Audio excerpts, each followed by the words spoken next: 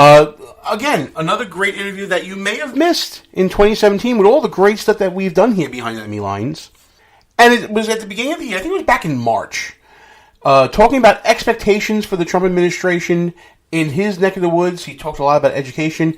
Here's a clip of that, and I encourage you to check out the show from back in March when we had the full interview on our show. And it's gems like this that keep me going with this show, folks. I love doing interviews like this with interesting people that I admire. And you know what? Enough of me talking. Let's get to the clip.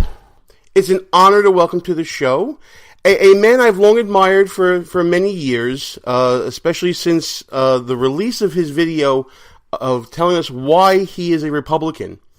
And it resonated with me because at the time when I was living in the People's Republic of New York City, in a time where my party was not doing as much outreach as it should do to minorities, this was a gentleman standing up and being counted, and it's an honor to speak to him. Senator Elbert Guillory, sir, thank you so much for coming on the show. Gene, it's a real pleasure to be here with you today.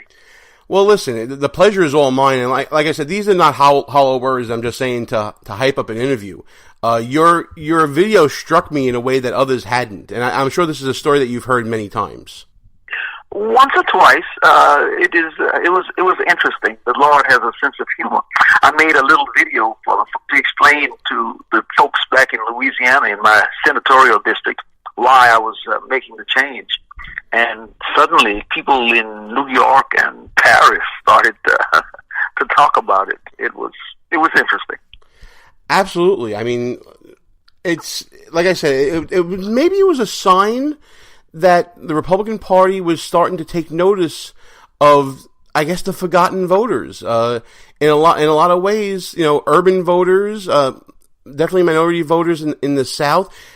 It felt like your video struck a real chord with a lot of people, and I think you saw a lot of politicians started to think that they can make some inroads in types of communities that they haven't reached out to before.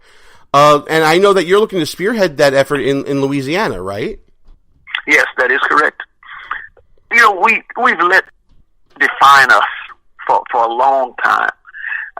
They have been the bad guys, and we've been the good guys. I mean, from the moment that we were founded as a party in the 1800s, through the civil rights years of the 50s and 60s, and on to this day, we've always been about a more inclusive America, and they have been the bad guys, and we've let them steal our thunder. It's time for us to steal it back.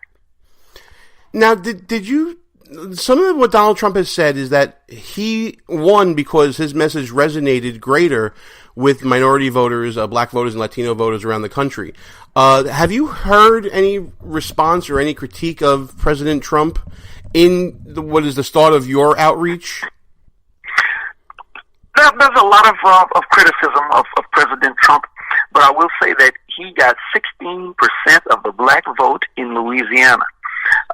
He did extremely well among Hispanics, and they did very, very well among Asians.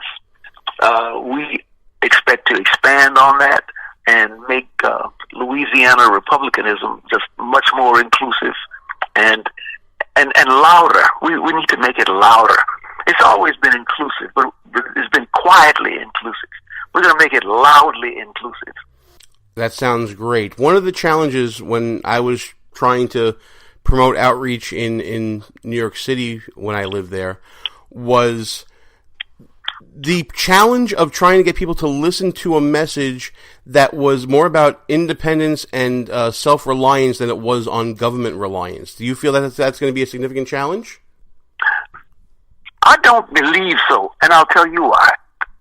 People are beginning to open their eyes and see that these government policies of the Democrat Party have not worked for us. Not only have they not worked, they've been devastating to minority families, devastating to minority employment, terrible, horrible for education, urban schools, 80-90% of children not reading, writing, and computing on grade level. We have to make some changes. So we're saying to people, open your eyes. If this is working for you, then you don't need to talk to us. But if it's not working, if you're not safe in your homes and on your streets, then sit down and talk. And a lot of people are listening to us. Well, it's good that a lot of people are listening. When it comes to education policy, I know that President Trump, especially with his selection of Betsy DeVos, seems to be making a theme of his administration, greater choice when it comes to selection of schools. Do you believe that message will help you and aid you in your efforts to create a more inclusive party in Louisiana? It absolutely will.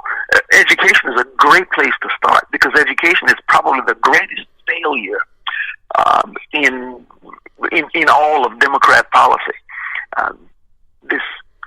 We have two generations of young minority people, young Hispanics, young blacks, who simply cannot speak the English language, and it's terrible.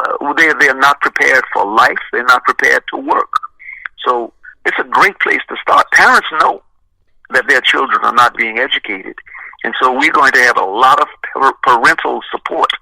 Louisiana, a few years ago, moved toward more school choice with a good voucher program and a good charter school network, and parents of all stripes have been very, very supportive. That's actually very good to hear. Obviously, parents, they want the best for their children, and one of the best tools that I guess a more Republican message could bring to minority communities is the idea of, like you said before, even economic independence. And President Trump has made jobs a priority. In rural areas, there has to be a real need for greater job opportunity. Do you feel that that's going to be coming in Louisiana under the way that things are politically there? Is government more of a hindrance right now to development of greater economic opportunity there? It's going to help. There will be, because of the Trump policies, there will be greater opportunity here. We have a Democrat governor who is a tax and spend, refusing to cut any spending, demanding more and more out of the taxpayers' pockets. A tax and spend Democrat. He will be gone soon, but most of our delegation in Louisiana, all of our senators and five of our six congressmen are Republican, and they are going to insist that Louisiana get its fair share of jobs from the new economic development package of the Trump era. And that, my friends, caps off a very special Best of 2017, the hidden gems of 2017 here behind Enemy Lines.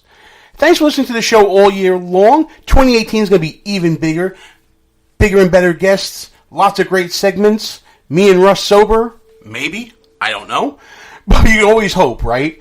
Thanks for listening to the show. It's time to shut it down, and until next week, we are out of here. Good night, folks. Our position has been compromised. It's time to roll out. Report for debriefing at www.behindenemylinesradio.us and look for regular communications via Facebook and Twitter at BEL_radio. You are the resistance. Behind Enemy Lines. A rock radio production. Copyright 2016. Back in 7 days. Out.